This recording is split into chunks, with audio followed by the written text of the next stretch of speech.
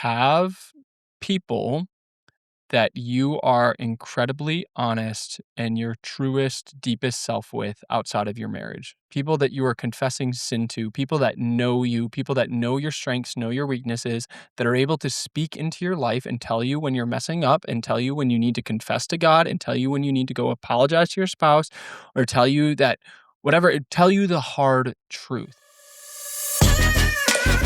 Hey, 1 Degree fam, I'm Nathaniel. And I'm Zan, and this is the 1 Degree Podcast, where we talk about what it looks like to be married as followers of Jesus. Look, we know that life gets full. Marriage, kids, work, church, sports, the list goes on and on. But we believe that a thriving marriage does not happen by accident. Each episode will give you real conversations, practical tools, and biblical encouragement to help you connect deeply with your spouse and live on mission together. So, whether you're folding laundry, driving to work, or maybe even working out, we're glad you're here with us. Let's dive in. What is up, 1 Degree fam? What is up, fam? Welcome back to the cozy, comfy, virtual leather couch, and we know why you're here. Whoa. Wow. Guys, if you're watching on YouTube, there was crazy lightning, and there probably will continue to be, so we'll try to not comment. Yeah, it was not supposed to rain. It was supposed to be sunny all day, and this storm came out of nowhere, but there was a really cool lightning bolt right out the window that we're facing, and it was I love it. incredible. We're on our lunch break. That's when we do this podcast, and so I'm like working from home today, and I'm like, ooh, I love when it gets like really stormy because I can't be outside anyway. I'm working. And so I work right by our window over a deck, and it's like I'm just going to go swap my walking pad for a chair and cozy up with some coffee and grind this afternoon. All right. I don't know if you can use I'm going to just cozy up in my chair and grind. Like those evoke that is two me in different a emotions. sentence. Is that not me? No, it is, but I'm saying it's kind of hard. Like if I was listening to that right now, I would be like, okay, you don't know what grinding actually is. Oh, I know what grinding is, and it's with all I need is my keyboard and my brain, and we can grind. Okay. I'm uncomfortable with the usage of grind right now and the frequency of it. Oh, okay. Why? I don't understand, but... Grind? Yeah, like... The more you say it, the weirder it gets. Okay. Okay. We know why you're here. Do we? Because your marriage is not actually. Oh, I was like, what? We're naming this, I think, something along the lines of how to get out of a marriage rut. Because on podcast platforms, you got to be searchable, you know? Yeah. And so we're always like, what are people searching? Are people actually searching for this stuff? I don't know. We'll see. But yeah, we kind of just wanted to talk about the idea of what do you do when you feel like your marriage is in a rut? Yeah. And so let's define the rut. I don't know that the rut is, and I feel like I'm having deja vu. Maybe it's because we do talk about this concept a lot, but like it's not this detrimental, devastating, like this something has happened that has severed trust on a deep level or something. Like a rut, I feel like how I would use it would be like kind of the going through the motions. We are just kind of in this place of like, there's not a lot of excitement. There's not a lot of newness. There's not a lot of like deep connection. We're not thriving. We're just maybe slightly more than surviving. Or just surviving. Yeah, but a perfect example of this, you're not concerned about safety, all of that kind of stuff. Oh, yeah. I was just reading a story on the news, and it was basically this opinion column, but it was this lady that was writing, and she said that she had a conversation with her husband, and she was trying to voice that she just didn't feel seen or heard by him. What kind of news are you reading? It wasn't news. It was news? more like, okay, not news, but it was on Yahoo, okay? Yeah, Nathaniel is a chronic Yahoo article reader. It's like an old man. Anyway, okay. It fits for this because she was saying that she just felt like she was unseen, unheard. And when she tried to voice it, his immediate response was like, oh, but we have a nice house and we have 2 cars and we have food on the table. That doesn't even make sense. No, I know, but it was I feel unheard. I feel like unseen and unheard, but his response was immediately just like, oh, but look at like all that we have. And she was saying that, oh, I just want to spend more time with you. Yeah. And then he would just be physically present in the room, but be scrolling on his phone or something and be like, well, this is spending time together. And you're right. And so I think that's a very common, like we have this idea of like, but I'm providing everything. Yeah. But our life is good. And so therefore we can't complain about this It in just general, from the outside, we look like we've got it all together. Yeah, So we should exactly. feel like we have it all together. And that's what it was of she felt stagnant and in a rut and unseen and unheard, not like, oh, this marriage is falling apart Yeah. and or that I'm unsafe or something along the lines. And so that's kind of would be how we're envisioning when we're talking about a rut. Yeah. So we actually have 0 notes of Which where we're if going you with know this. us, you are like, oh boy, buckle up. But I feel like, well, we were talking about it last night and we were just like, okay, what do we want to talk about? And it was like, okay, what would we talk about with somebody? Like, what is something that would very reasonably come up in our life, like with a friend or just Mhm. like what couple would we encounter where it's like, oh, we would know how to have this conversation. Yeah. And so we were like, I think it's this, like that feeling of just being in a rut. So I don't know if we have a number, but first off, what would you say in I that would think, situation? first of all, and if you've heard us before, you know we might sound like a broken record, but we cannot emphasize it enough of starting a weekly marriage meeting. And so this is just 45 minutes to an hour.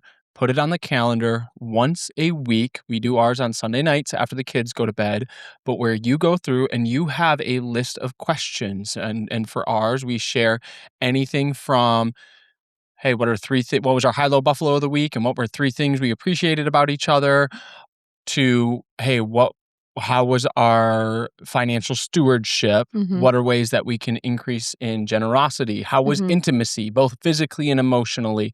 How Mhm. did I serve you well? What is one way I can best serve you this upcoming week? Yeah. And for us, we've talked about it a lot, but if there's one transformational habit, the biggest transformational habit that we have had in our marriage has been our weekly marriage meeting. That's just allowed us to be on the same page. It has allowed us to kind of mitigate fights and disagreements, or at least not let them to boil over for weeks on end, or just have misunderstanding because there's a question in there of how did we handle conflict well? How did we not handle conflict well? Is there anything we need to change looking forward when it comes to conflict? Yeah, is there anything left unresolved that we can make space for in a calm way now? That kind of Yes. thing. Yeah, and again, I think sometimes when you hear podcasts or just like any form of an organization saying the same thing over and over, it's like, okay, you're just trying to sell me something. And that is not the case at all. It's No. really genuinely the reason we say a weekly marriage meeting is because it's not like it's this magical formula, but it is this kind of all-encompassing of different Yeah. pieces of advice we'd offer. It is creating a space for active listening and for intentional conversation. It is creating a space for voicing appreciation. Like think about we just did an episode on gratitude and the Mm. importance of it. Well, we could tell you like make sure you're expressing gratitude more. And we could tell you make sure you're asking more than just like how was your day? Fine. We could tell you all these things or we could tell you to have a weekly marriage meeting because it Yeah. purposely is structured to incorporate all those things. I just want to give that caveat because I feel like people can sniff out when people are just Yeah. trying to plug something. And it's genuinely not us just It's trying to plug something. You don't need to buy a weekly marriage meeting journal. You don't need to download our free template. You can just, yeah. the free template especially, we just provide so that you have Have it. it. We were talking about last night, even still, like business trajectory, and even if we don't ever make it where our business is like our full time income and all that. And we were saying, is it still worth doing? Mm-hmm. And I keep coming back to like, there is so much, I don't want to say value, like I'm patting myself on the back. Our value proposition. No, but I'm saying I just want to see all married couples doing Mm-hmm. like a weekly marriage meeting. I want to see all married Christian couples thriving in their marriage and growing closer to God and closer to one another. And I think that if we can do that, even if we make zero money from it, that's what I would want to do and that's what I want to spend time doing. Yeah, to give you a real peek behind the curtain, we were even talking of like, okay, let's talk worst case scenario. I think it's for me, healthy and helpful to go to the worst case scenario Yeah. of events and then process backwards from that. And so I'm like, worst case scenario, we never make another dollar. We never sell another journal. We never launch another product. We never do anything that brings any revenue. We do have expenses. We got to pay the person who edits this podcast. We've got to pay for subscription. Like things add up a Mhm. lot. You know this if you have any kind of business. And it's like, so worst case scenario for the rest of forever, we're paying that monthly expense total. And Which that is like $750 to $1,000. I wasn't going to go into I the was gonna numbers, say, but hey, if we're pulling the curtain back. Let's pull it all the way back. Okay, so yeah, and that's just for the random, like the subscription to host for what I'm recording this podcast on right now and hosting our website and all the random, I mean, there's pretty much all of it is random subscriptions. It's wild how it adds up. But anyway, we're like, okay, so call that $12,000 a year. It's like, so if this is at the end of the day, our $12,000 ministry, we are passionate enough where it's $12,000 a year to keep hopefully being in your ears, encouraging you to do things that are investing into the most important earthly relationship you have and hopefully bringing you closer to the Lord as you grow closer to each other. And so anyway, that was a really big rabbit trail, but I just wanted to clarify because I think people, like I said, you're just like sniffing out people's marketing sometimes. And it's like, yeah, there is an element of, I hope you buy a weekly marriage meeting journal because I hope it holds you accountable to doing it every week. But I also, more than that, hope that you're doing a weekly marriage meeting and that you're growing closer to your spouse. The end. Okay, next thing. We did our weekly marriage meeting for 4 years before we had a physical We used a journal. marbled cover composition book. Yeah. Sometimes we'd use our phone. Like it was just a hodgepodge. But exactly. But more important about what we were doing it on or in, was just the fact that we were doing a weekly marriage meeting. Mm-hmm. So that would be number 1. Okay. Number 2. I mean, we don't have notes. No, I have an idea. I do too. Can I say Hilo Buffalo? Yeah. There you go. That's Is that where I yours was going to gonna go. be? We finish each other's sandwiches. So number 2, I would say similar vein as far as like a structure habit. Ask each other your high-low buffalo every day. Just a daily check-in. Doesn't need to be high-low buffalo. Could be roses, thorns, could be, best and worst, whatever it is. The reason, again, maybe, is it beating a dead horse or just like sounding like a broken record probably is a little more accurate here. I think that it is so simple to the point where sometimes it's like, okay, really? You're saying that again? But it's like, it can be so easy to go through your days without ever asking something like that. Like you're going to talk, you're going to like catch up on what happened a little bit through the day, but maybe not as intentionally unless you make that effort. And so Hilo Buffalo is my favorite because you have to force yourself to reflect. Like you have to, I kind of like triage in my brain. Like, was that the high? Was that the low? Well, that's actively what's going on when I'm thinking through what are my Hilo Buffaloes. And so it forces you to reflect and then it forces you to share that and hear that from your spouse. And I think that can be very, like, it can springboard into deeper conversations about like, why was that the high or why was that the low? Especially the lows, I feel like are helpful to share. I mean, the highs too, but I feel like the lows are helpful if you're going to like actively listen to them and process them with your spouse. And then buffalo are just sometimes fun to share. I feel like we've kind of gotten in the habit of, especially you, share a buffalo throughout the day. If something happens, you like text me buffalo. Yes, I will, because I can never remember like my days. I was telling Zane about this with work. I feel like work is just nonstop where I'm just constantly going and something will happen or I'll see something or I'll think of something or hear something, whatever it is. And I'll be like, oh, that'll be a perfect buffalo. And then I'll get home at night and be like, I can't remember what it was. And so I'll literally just text her and be like, here's my buffalo of the day. And that'll be that. Yeah, that's good. Okay. So these have kind of been like intentional communication pieces. Number 3, which I think are valuable. important. Okay. Number 3, I would say, and it could be number 1, is pray together daily. So for you as a spouse, okay, so if you're talking about 3 habits now. but I'm just saying if you are in a rut and you want to grow out of it and feel more connected, both to God and to your spouse, I think it's really important to pray together on a daily basis. And I think that there's so much to be said of, number 1, the most important aspect of that is growing closer to the Lord. But number 2, we see that, we've shared the statistic of less than 0.1% of people who pray together daily get divorced. And so there's something to be said about the fact that people who pray together regularly or daily are much less likely to get divorced. Yeah. Again, the goal not being to just avoid divorce, but that obviously divorce doesn't just happen overnight. And so it's this idea of like the chain effect of disconnection and all of those things. But yeah, I think that there's something to be said about when you are praying together, you are in a very vulnerable state if your prayers are honest to the Lord. And so it's like that is very intimate between your spouse. And so that is, I mean, it's hard to have a rut and intimacy coexist, like true intimacy. Like you could have a rut and an active sex life coexist, but that doesn't necessarily mean you're actually like emotionally intimate and Yeah. those types of things. That's why I think intimacy is different, obviously, than sexual activity. Anyway, um, okay, so we've got have a weekly marriage meeting, do a daily check-in of some variety, praying together.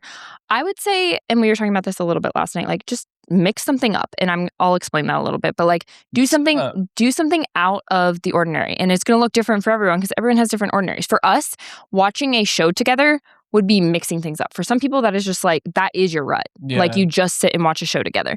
We never.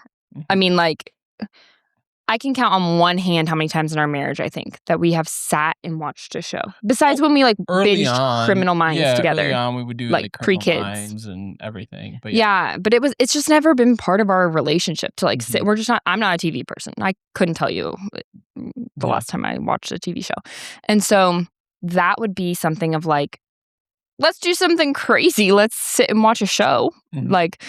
Or if you are date night people, that could also be your rut, you know? Like if you're always just kind of in the flow and that just has become monotonous, or it's just like not fostering any deep connection, like mix it up and, well, I was gonna say mix it up and don't have a date night. No, mix it up and like do a different type of date night or whatever, you know, like assess what it is for your marriage. If you haven't gone on a trip or something, like even a day trip to a state park Yeah. nearby or, like a local a city that's maybe an hour away from you, but you haven't done a Yeah. day trip there to get some coffee and walk around shop. Like something that just like takes you out of the monotony Yeah. and together and it with your family and your kids. It doesn't have to be this like I'm not even proposing like a marriage retreat, though that would be a great thing to throw into Mhm. this, but some more like low fruit that you can grab. Just like take a little day trip. And again, it doesn't even need to be I go back to I've been reading Little House on the Prairie with the girls, and it's like, okay, back in the And 1800s, Asher. 1900s, and Asher, but back then, it's not like, "Oh, yeah, you're in a rut? Go for a Yeah. weekend away, Yeah. go to the big city or do something like that." No, you're able to cultivate and get out of that rut without doing big things. So I would say if you can't afford it or you don't have the time or whatever it may be, you don't have the babysitters, True, true, true. you can invest in a way to get out of that rut while not having to do something extravagant. It could be picking up takeout. One of you picks up takeout while the other puts the kids to bed, and you do a date night in. There are so Yeah. many things you can do to try to get out of a rut because why I and the reason why I say this, so many times we think that, okay, we got to just do something and that'll help us get out of our rut. But then, especially if you're with little kids, you know that things are hard with little kids. Yeah. I don't take it all back, but I think mix it up with also the goal being to connect in what you're doing. Yeah. So like, cause I'm thinking we could go on a day trip to Chicago and it be not fun at all, not Mhm. life-giving at all, Yeah. unless we tried to foster like something in it, you know, like we Yeah. had good conversation in the car or, you know, like Yep. whatever it is. So yeah, that's a good point. Um, anything else? Yeah, I got one. And this is gonna be a little bit you might not have expected this. Like, if you've listened to us for a while, you would have expected the other 4.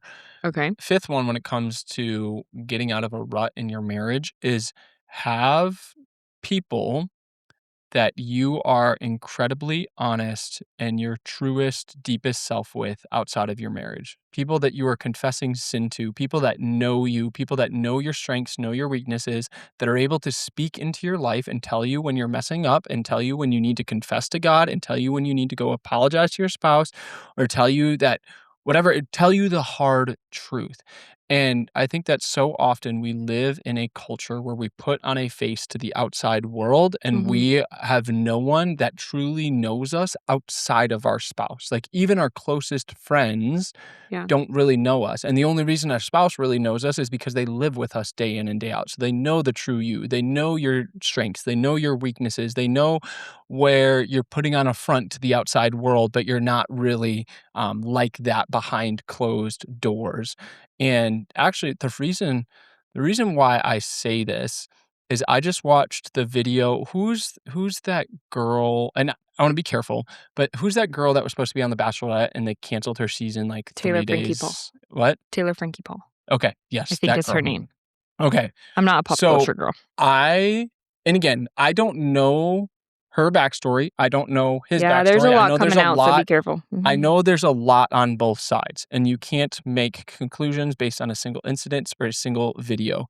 But yesterday, I just watched the video that basically got revealed by That was your TMZ first 3 time days. watching it? That was my first time watching it. I had never seen it, Okay. and I'm curious where you're going with this. I saw it, but what I'm saying is that, like, it was just shocking to me because she's Mormon, right?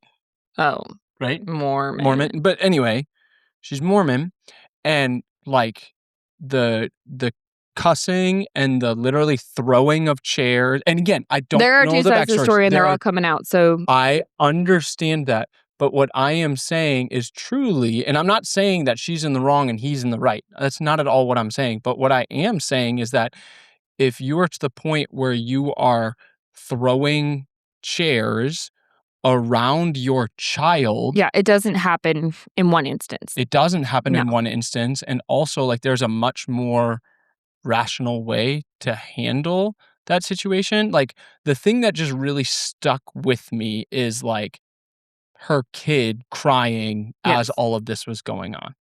And Yeah. so the reason why I'm bringing up this point and sharing this, I think that there are a lot of things that all of us would say we don't want other people to know. We don't want other people to truly know about this or that. And most likely our spouse always already does. And most likely our spouse is the only one who does. And so, like, if you are in a marriage rut and you are struggling, I think, like, one of the best things you can do is to pursue honesty, vulnerability, transparency with another person, same gender, outside of your marriage, because it is Mm. so important to be confessing your sin, to be confessing your weakness. You know, if you've heard me talk before, I'm part of an accountability group, a group of guys that meets every Saturday morning early together where we do confess sin and we talk about the worst of the worst. It, and I think that people would be surprised by how honest and vulnerable and transparent the guys in the group are. And I'm just saying that that is necessary in our lives because we need people that are holding us accountable. And also that helps us to process. And like I said, people can call you out on, hey, this is not okay. This is not right. Or, hey, you need to resolve this with your wife, or you need to go apologize, or whatever it may be. Yeah. And the last thing I would add on that is that it does not happen overnight with accountability either. Like Yeah.